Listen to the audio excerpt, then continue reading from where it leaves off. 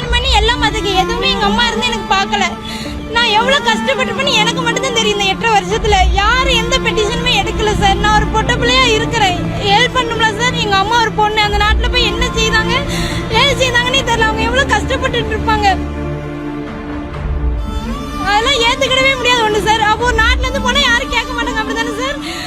அங்க உள்ளவங்களே சொல்றாங்க, ஏமா எப்படி மலேசியா நாட்டுல இருந்து இங்க வந்து யாரும் காணாமனா அந்த மலேசியாக்காரங்களாம் கவர்மெண்ட்லாம் விட மாட்டாங்கம்மா, அவங்க அம்மா பத்தி அவங்க எதுவுமே கொடுக்க என்ன பண்றாங்கன்னு கேட்காங்க. அங்க இருந்து எனக்கு இதே மலேசியா நாட்டுல இருந்து இங்க ஒருத்தவங்க வந்திருந்தாங்கன்னா அந்த கவர்மெண்ட் கண்டிப்பா சும்மா விட மாட்டாங்க. உங்க கவர்மெண்ட் என்ன செய்யுதுன்னு கேட்காங்க. என்ன சார் பதில் சொல்ல முடியும்? ஏதோ தெரியாம போயிட்டாங்க, கஷ்டத்துலதான் போனாங்க. அப்ப கஷ்டப்பட்டு போனாலும் அப்ப கஷ்டப்பட பணம் இருந்தா தான் எல்லாம் செய்ய முடியுமா சார்? கஷ்டப்பட்டவங்க கம்ப்ளைண்ட் கொடுத்தா எதுவும் பண்ண மாட்டாங்க. நானும் இவ்வளவு நாளும் கம்ப்ளைண்ட் தான் கொடுத்துட்டு இருக்கிறேன்.